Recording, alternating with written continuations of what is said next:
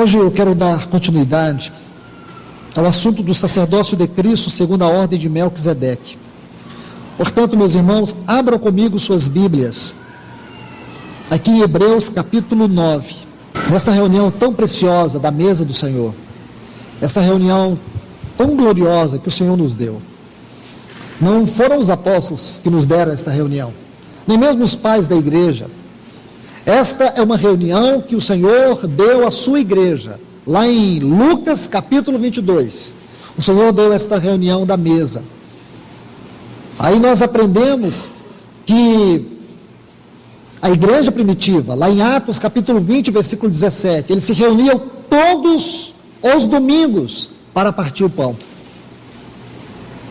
Depois nós descobrimos em Atos dos Apóstolos ainda, no capítulo 2, do versículo 42, que esta reunião, a mesa do Senhor, é um fundamento apostólico, ou um fundamento da vida prática da igreja.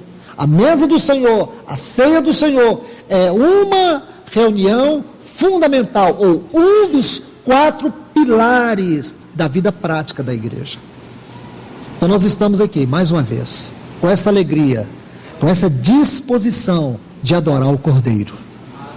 Aquele Cordeiro que lá em Gênesis 3, ele foi prometido. Lá em Êxodo 12, ele foi tipificado. Lá em Isaías, capítulo 53, o que nós vamos ver ali? O Cordeiro sendo dado. Lá em João 1, o Cordeiro sendo revelado. Em Apocalipse capítulo 5, o Cordeiro exaltado. É esse Cordeiro que nós estamos aqui para adorar. Porque ele hoje é o Cordeiro exaltado. Glórias a ele eternamente. Vamos ver mais um pouquinho acerca desse sacerdócio de Cristo Jesus, segundo a ordem de Melquisedeque. Hebreus capítulo 9, a partir do versículo 11. Quando Cristo veio como sumo sacerdote, olha essa frase, dos bens vindouros, entrou por um maior e mais perfeito tabernáculo, não feito por mãos, ou seja, não desta criação, e não por meio do sangue de bodes, nem de bezerros, mas por meio do seu próprio sangue, entrou uma vez para sempre, no santuário, obtendo eterna redenção. Porque se o sangue de touros e bodes e as cinzas da bezerra aspergidas sobre contaminados santificam para a purificação da carne, quanto mais o sangue de Cristo, o qual, mediante o Espírito eterno, ofereceu a si mesmo sem mácula a Deus, purificará as vossas consciências de obras mortas, para que sirvais ao Deus vivo. Vamos orar. Amado Pai, em nome do teu grande, poderoso e eterno Filho, é que nós colocamos os nossos corações, os nossos ouvidos e a nossa consciência debaixo da tua palavra, pedindo a ti, Senhor, que pelo teu Espírito Santo abra o teu coração para nós. Faz-nos sentir a tua palavra, lavando o nosso coração, a nossa mente, renovando as nossas forças, alimentando o nosso espírito, avivando o nosso coração, enchendo-nos da tua presença, dando-nos iluminação, revelação. Oh, abra os teus céus neste lugar, nesta noite, mais uma vez. Nós queremos contemplar mais das glórias do teu Filho Jesus. Queremos contemplar mais da beleza da sua face, da sua obra revelada na tua palavra. É o que nós te pedimos nesta noite, em nome de Jesus. Amém. Pois bem, irmãos e irmãs, nós temos aqui mais uma porção de textos que vai nos falar acerca do sacerdócio de Cristo Jesus. Nós sabemos que esse sacerdócio é um sacerdócio especial, porque é um sacerdócio segundo a ordem de Melquisedeque. Já vimos algo sobre Melquisedeque. Na primeira palavra nós vimos algo sobre isto. Mas aqui vamos ver questões práticas. Veja o versículo 11, quando ele diz: quando Cristo veio como sumo sacerdote dos bens vindouros. Observe, porque esse é um ponto fundamental para que eu e você entendamos qual é o papel de Cristo agora como nosso sumo sacerdote. O que significa ele ser o nosso sumo sacerdote? O que sabemos é que ele, em posição e serviço, é muito mais excelente do que o sacerdócio araônico. Porque o sacerdócio araônico tinha uma esfera de ministério. A esfera do sacerdócio araônico era uma esfera terrena. A esfera do sacerdócio de Cristo Jesus é uma esfera celestial. Então observe aqui, isso é muito importante. A esfera do sacerdócio de Cristo Jesus é uma esfera celestial. Quando ele entrou após a ressurreição, quando ele entrou na sua excelsa glória, aqui em Hebreus vai nos mostrar que essa figura do trono de Deus é algo muito mais amplo do que eu e você podíamos imaginar. Ele mostra o trono da graça, que está aqui no capítulo 4. Os versículos 14 a 16 vai descrever um pouco isso, especialmente o versículo 16. Então esse trono da graça, ele aqui nos é apresentado como um grande tabernáculo, onde Cristo entrou uma vez para sempre e efetuou a eterna redenção. Está vendo aqui esta frase no versículo 12, a última frase do versículo 12, eterna redenção. O termo redenção aqui fala do livramento da penalidade do pecado. Isso é importante, irmãos. Significa que ele efetuou a eterna redenção. Entrou, veja, versículo 12, entrou uma vez para sempre no santuário, obtendo, alcançando a eterna redenção. Agora, por favor, a palavra redenção aqui, como eu disse, ela é muito significativa. O que significa esta palavra? Livramento da penalidade do pecado. O que isso indica? Quais são as implicações aqui? Ora, irmãos, eu e você estávamos eternamente condenados. Eu e você éramos pessoas eternamente condenadas. Não havia esperança para nós. O nosso problema era um problema gravíssimo. A nossa situação era uma situação, humanamente falando, irremediável. Não havia uma outra alternativa. De forma que, irmãos, olha o que diz aqui esses textos, por favor. Versículo 12. E não por meio do sangue de bodes, nem de bezerros. Está vendo aqui? Permita-me acrescentar mais alguns textos para somar a esse. Capítulo 10 aqui de Hebreus.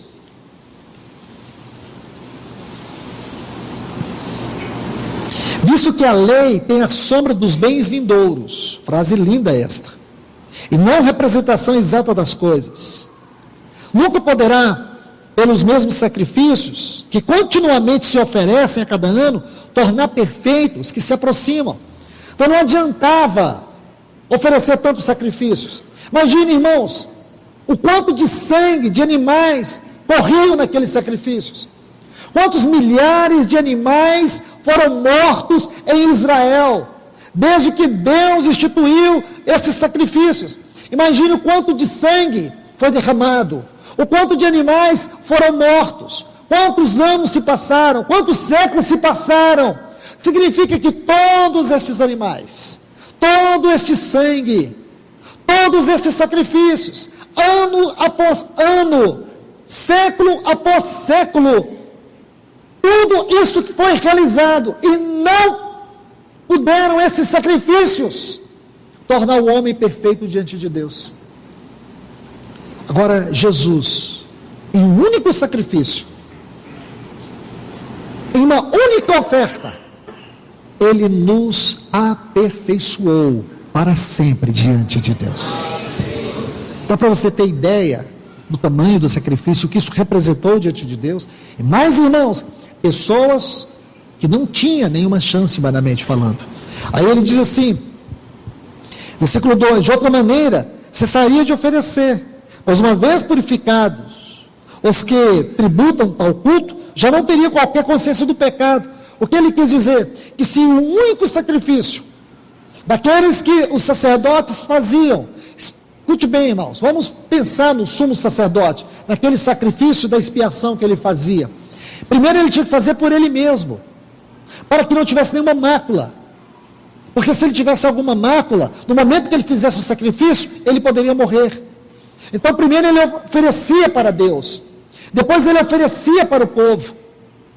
Mas olha o que esse texto diz: se estes sacrifícios tivessem resolvido o problema do homem diante de Deus, eles teriam cessado. Olha o versículo 2, de maneira cessariam de se oferecer, pois uma vez purificados, os que tributam tal culto, já não teriam qualquer consciência do pecado.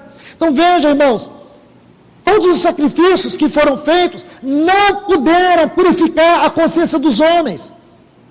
O homem continuou no seu estado de pecado e decadência moral e espiritual diante de Deus. Mas agora, nosso Senhor Jesus, Ele entrou uma vez para sempre no santuário eterno e obteve, olha o que Ele diz, obteve a nossa redenção. Deixa eu explicar. Ele entrou, mas só que antes de entrar, Ele passou pela cruz. Antes de entrar, Ele passou pela morte. Antes de entrar, Ele passou pelo inferno. Ele passou por tudo isso. Estão vendo? Passar pela cruz, passar pela morte, passar pelo inferno. Tem algo muito significativo em tudo isso. Porque debaixo de cada uma dessas frases, passar pela cruz, passar pela morte, passar pelo inferno, existe uma série de coisas que nós precisaríamos ver. E você pode ver isso. Você sabe o que representa isso. Passar pela cruz, o que significou o nosso Senhor passar pela cruz? Ele não tinha pecados, mas Ele foi na cruz por causa dos nossos pecados. Ele não podia morrer, porque nele não havia pecado, mas Ele entrou na morte por nossa causa. Ele entrou na morte para vencer a morte por nós. Ele entrou na morte para destruir o aguilhão da morte sobre nós. Ele entrou no inferno para que eu e você nunca fôssemos condenados lá. Aí depois Ele ressuscitou, e Ele ressuscitou por nós. Aí diz que Ele entrou por nós. Aí diz que Ele obteve a redenção no santuário por nós. Eu pergunto, mas Ele não havia obtido? Quando Ele havia passado pela cruz, pelo inferno, pela ressurreição? Não, foi quando Ele entrou no santuário eterno, porque faltava isto. Lembra, irmãos, quando nosso Senhor havia ressuscitado e tinha uma mulher tentando deter Ele? Lembra de Maria? Ela estava tentando, Ele disse: Maria, não me detenhas, eu ainda não subi para o meu Pai, a obra não tinha terminado. Eu não sei explicar para vocês por que Ele voltou até Maria. Eu não sei explicar para vocês, mas eu sei que Ele foi até Maria e disse: não me detenhas, não me toques, eu ainda não, como se dissesse, não terminei a obra. O coração do nosso Senhor é um coração que nós não sabemos dimensionar. Ele desceu por causa de uma mulher que estava ansiosa por Ele, uma mulher que estava ali desejosa de ver Ele. Ele desceu até ela. Aí depois Ele voltou, retomou o seu caminho e entrou no santuário eterno e obteve, agora olha o que diz, o livramento da penalidade do pecado. Ainda faltava isso. Porque, irmãos, havia um escrito de dívida contra nós diante de Deus. Nós, irmãos, ainda havia um escrito de dívida. Ele resolveu todos os aspectos objetivos quanto ao pecado. Mas ainda faltava esse ponto de chegar diante de Deus como sacrifício perfeito, como nosso sumo sacerdote. E agora pegar o escrito de dívida que era contra nós e rasgar para sempre. Olha o que diz isso, irmãos. Olha o que diz. Porém, versículo 3, nesses sacrifícios, a cada ano, se faz recordação dos pecados. Pensa nesse texto um pouco. Significa que a cada ano estava fazendo aniversário do pecado. Quando o povo se reunia naquela festa da expiação, sabe o que de fato estavam fazendo? Comemorando o aniversário do pecado, porque aqueles sacrifícios não poderiam resolver definitivamente o problema do homem. É o que diz o versículo 1, diz: visto que a lei tem sombra dos bens vindouros. Isso tinha um propósito maior, tinha algo maior por detrás disso.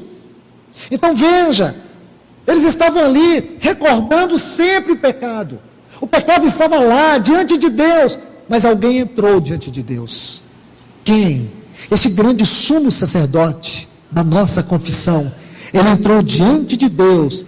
E agora, olha o que diz o versículo 14 aqui do capítulo 10.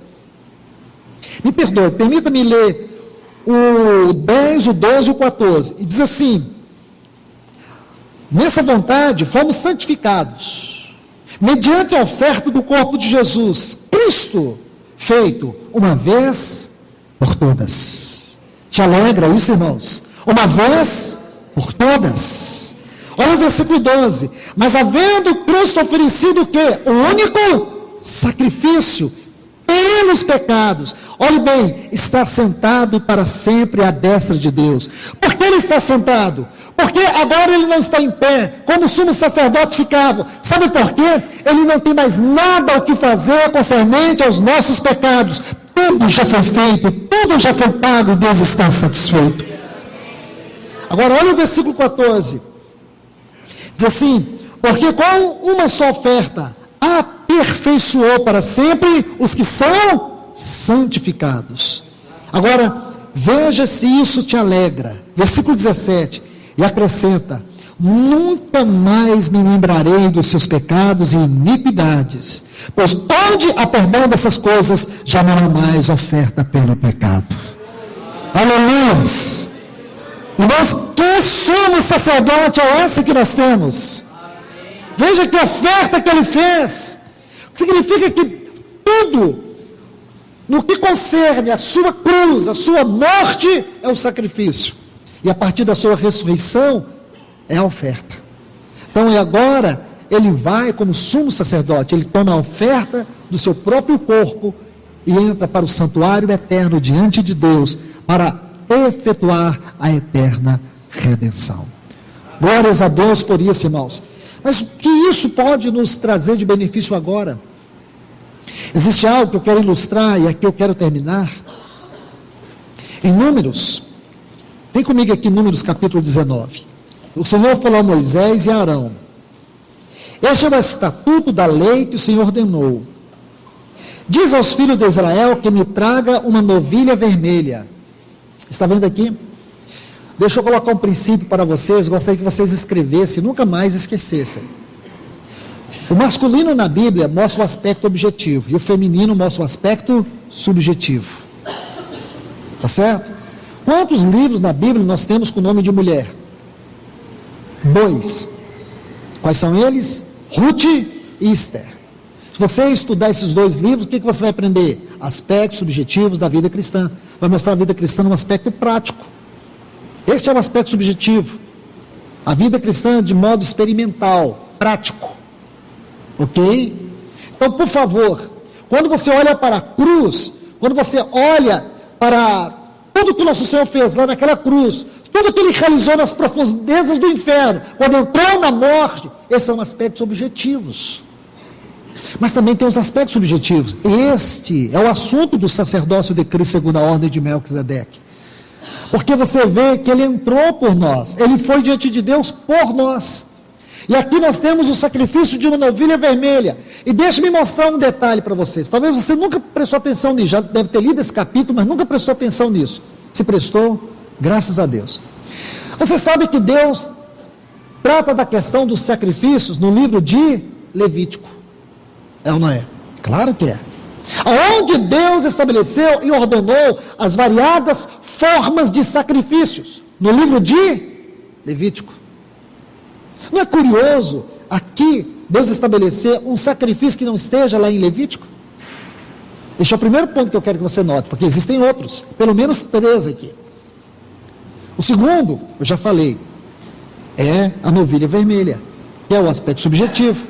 Sempre era um cordeiro de um ano sem mácula, sem defeito, não é isso? Agora uma novilha, e tinha que ser vermelha. Nós vamos ver outros detalhes. Novilha vermelha, perfeita, e que não haja defeito, que ainda não tenha levado o jugo. E dareis a Eleazar, o sacerdote, e a tirará fora do arraial e degolará diante dela. Eleazar, o sacerdote, tomará o seu sangue com o dedo, e dele aspergirá para a frente do tabernáculo, adiante do tabernáculo. Não dentro, mas adiante. Outro ponto que eu quero que vocês observem, adiante do tabernáculo, de reunião 7 vezes.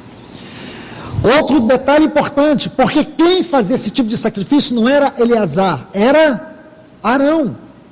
Eleazar ainda não havia sido constituído o sumo sacerdote, ele foi o sumo sacerdote depois de Arão. Vocês sabem disso. Então por que Deus está exigindo que Eleazar fizesse este sacrifício? Porque esse sacrifício aponta para o futuro. E veja que não era dentro do tabernáculo, era diante do tabernáculo. Era além do tabernáculo. Que quadro nós temos aqui, irmãos? O que eu e você temos que aprender neste ponto? Você pode ler todo este capítulo, especialmente os 10 versículos que você vai ver sobre esse sacrifício da novilha vermelha. Mas aqui já nos basta, para nós entendermos por que Deus colocou este sacrifício aqui em Números e não em Levítico. Porque o livro de Números é o livro que trata da peregrinação do povo de Deus. E esse sacrifício tem a ver com a nossa peregrinação espiritual, com a nossa caminhada. Estão vendo? Com a nossa caminhada. O livro de Números retrata a nossa jornada, a nossa vida cristã até Canaã, até a plenitude de Cristo. É isso que trata o livro de Números. E o que isso significa? É que na nossa caminhada, no percurso da nossa jornada, nós poderemos ainda pecar. Nós ainda poderemos falhar. Você vai errar muitas vezes, você vai falhar muitas vezes, e você vai ser muitas vezes também vencido pelo engano de Satanás. Porque Satanás, ele vai levar você para o aspecto objetivo da cruz. E vai dizer que você fracassou, vai dizer que você falhou, vai dizer que você desonrou o Senhor, vai começar a te acusar, vai começar a te lançar culpa, vai colocar carga sobre você, você não vai suportar, e o pecado vai produzir pecado, um abismo vai chamando outro abismo, e você vai se afundando, sua vida espiritual vai se degradando, você vai morrendo, a fé vai se diluindo, o Espírito Santo vai se entristecendo, seu coração vai se entulhando de coisas carnais, malignas, à medida que as virtudes de Cristo vai se esvaindo, e assim quando você vê, a morte espiritual chegou. E você fica no estado de apostasia e de miséria espiritual, sem saber que existe algo para você. Existe um sacrifício, no sacrifício efetuado lá da cruz do Calvário, o sacrifício que Deus realizou em Cristo, lá na cruz do Calvário, existe uma porção dele, que não aponta para o nosso passado, lá na cruz, aponta para o nosso dia a dia hoje, até a Canaã celestial. Está entendendo, irmãos? Existe uma provisão, é isto que esta novilha vermelha representa, porque fala do aspecto subjetivo, fala da experiência da vida cristã. Em nossas experiências espirituais, nós muitas vezes vamos fracassar, mas graças a Deus, existe provisão em Cristo para nós, hoje e agora. Essa semana deve ter sido uma semana difícil para você. Essa semana você sentiu talvez a sua fé profundamente abalada. Você sentiu que muitas convicções espirituais foram diluídas. Você sentiu Satanás cara a cara te acusando. Mas eu quero que você saiba, há provisão em Cristo para você hoje. Há provisão em Cristo para você agora. Haverá provisão para você em Cristo amanhã e sempre. Creia nele, porque Eleazar é uma outra prova do futuro. O sangue derramado 7 vezes adiante do tabernáculo é uma prova do futuro, porque é isso que o Senhor quer nos falar. É da nossa jornada, é da nossa caminhada, porque nós temos a tendência de olhar para o sangue de Cristo só no passado. A nossa visão do sangue de Cristo está distante de nós há 2000 anos, não deveria. A nossa visão do sangue de Cristo tem que ser algo presente. Por isso, irmãos, beber este cálice hoje é algo muito importante para mim e para você. Comer esse pão é algo muito importante para mim e para você, porque esse pão nos fala da vida presente do Senhor sendo dada a nós hoje. Você pode dizer: eu estou muito fraco, irmão, eu estou muito desanimado, eu não me sinto digno. É para esse tipo de gente que essa novilha vermelha foi oferecida, porque ela nos fala do aspecto subjetivo do sangue de Cristo Jesus. Talvez você diga: eu não sinto nem vontade de pegar esse pão. Por que você não sente? Eu não sinto vontade de pegar esse cálice. Por que você não sente? Só uma pessoa tem interesse que você não pegue este cálice, não tome este cálice, não beba esse cálice: Satanás, o nosso acusador. Ele não quer que você coma deste pão, ele não quer que você beba deste cálice, ele não quer que você toque na suficiência do sangue de Cristo Jesus, que foi dispensado para você agora. Agora, nesse exato momento. Nós temos isso, irmãos. Amém. Temos que adorar o Senhor, porque nós temos este sumo sacerdote agora por nós, diante de Deus. Agora, nesse exato momento, Ele está lá por você. Se dependesse a nossa salvação 1% de nós e 99% do nosso Senhor Jesus, nós estaríamos perdidos e condenados. Graças a Deus, a nossa salvação não depende nem 1% de nós, ela é 100%. Essa salvação é 100% dependente só de Cristo Jesus. Glórias a Ele nessa noite, irmãos. Glórias a Ele nessa noite. Então, do que nos fala essa novilha vermelha? Da suficiência da obra de Cristo Jesus. É disso que nos fala. Então vamos voltar aqui para Hebreus para nós terminarmos. Eu sei que muitas pessoas, muitos cristãos, eles têm se desviado da mesa do Senhor por muitos motivos. Talvez você se sinta tão culpado e por tanta culpa não se sente digno de comer o pão nem beber o cálice. Lembra quando o nosso Senhor Jesus chamou os discípulos para instituir esta mesa? Você lembra o que havia naquela mesa? Havia discórdia, havia rivalidade, havia traição, havia fingimento, havia tanta coisa ruim, irmãos. Às vezes eu me pergunto como o Senhor pôde tolerar aqueles homens por todo aquele tempo. Talvez se Pedro fosse um amigo meu e um amigo teu, há muito nós já teríamos desistido dele. Mas o Senhor nunca desistiu de Pedro. Nem quando Pedro negou, Ele não desistiu de Pedro. Ele não desistiu de Judas, foi Judas que desistiu dele. Aquela mesa Ele preparou para Judas. Ele pegou aquele bocado de pão molhado e colocou na boca de Judas. Isso você sabe que na tradição judaica, este era um princípio que se fazia para honrar alguém numa mesa. E o Senhor pegou o bocado de pão molhado e colocou na boca de Judas. Aquela mesa era para os necessitados. Aquele banquete, e esse aqui, o Senhor preparou para você. Coma deste pão e beba deste cálice nessa noite. Se o inimigo disser para você não comer, repreenda ele, coma. Porque nele você vai encontrar a suficiência da obra de Cristo em você. Toque a realidade daquilo que significa o sangue de Cristo Jesus derramado para você. Toque nisto, creia nisto.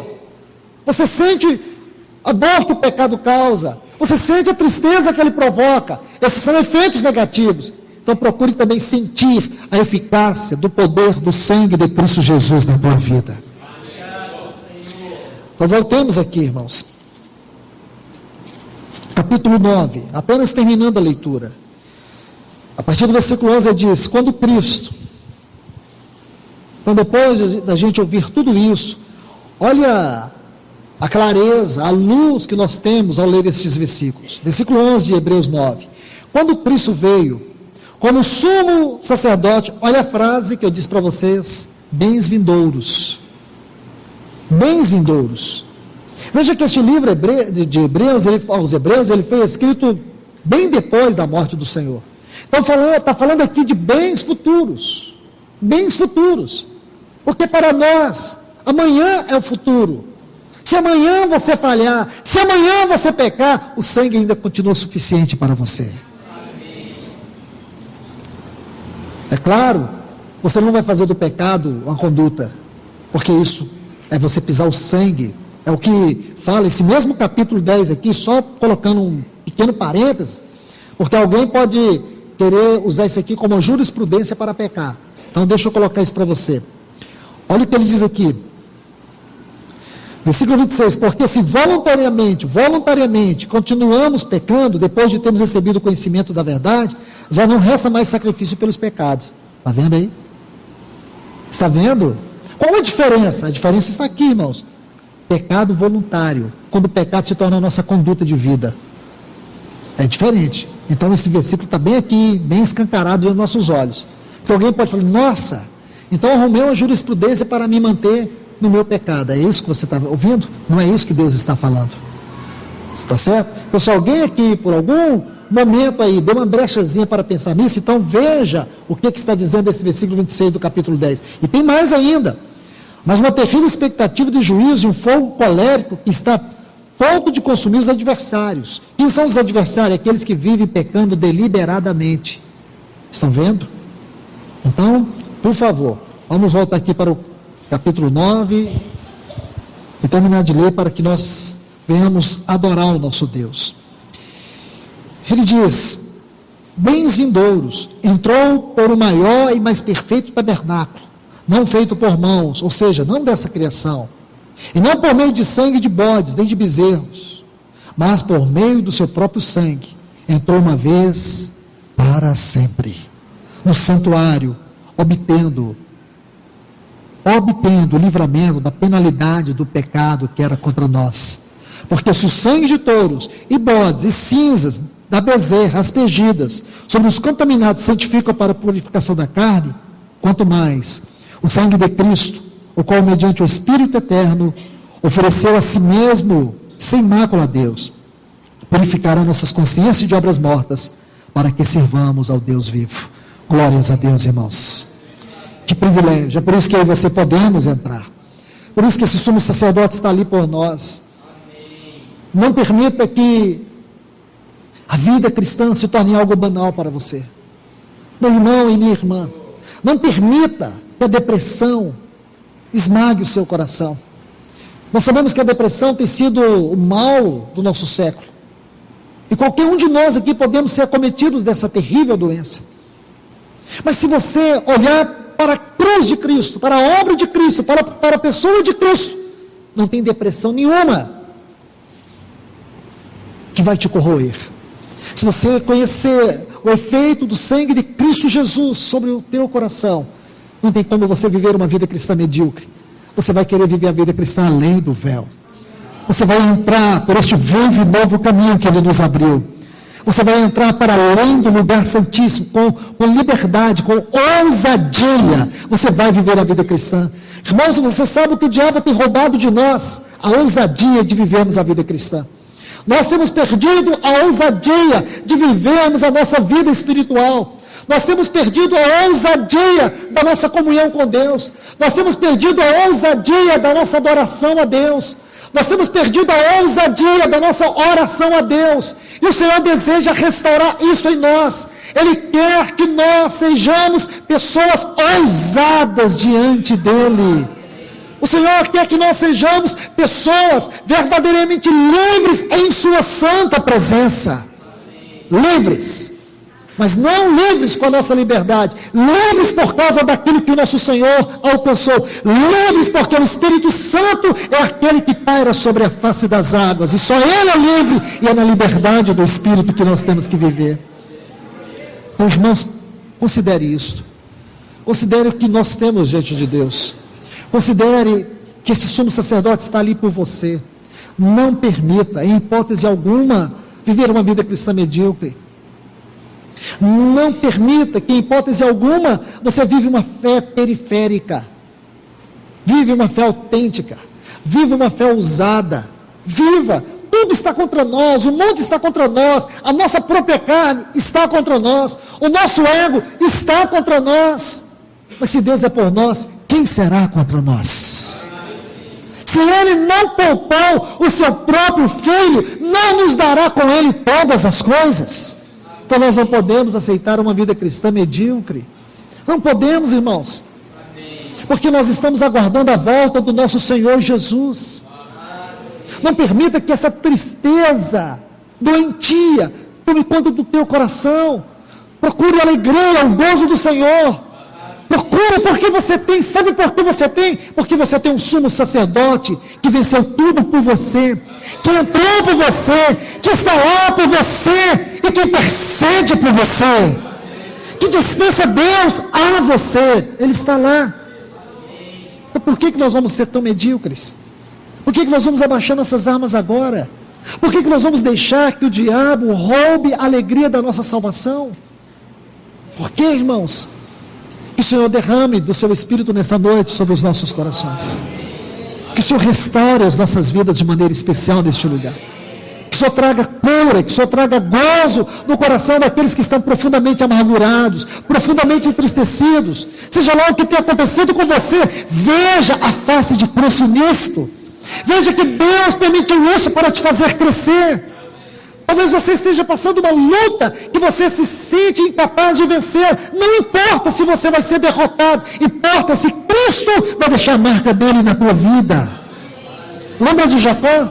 Jacó foi vencido, ele enfrentou uma grande luta com o Senhor e ele foi vencido. E graças a Deus porque ele foi vencido, porque quando ele foi vencido o Senhor prevaleceu sobre ele. Deixa que o Senhor vença sobre você.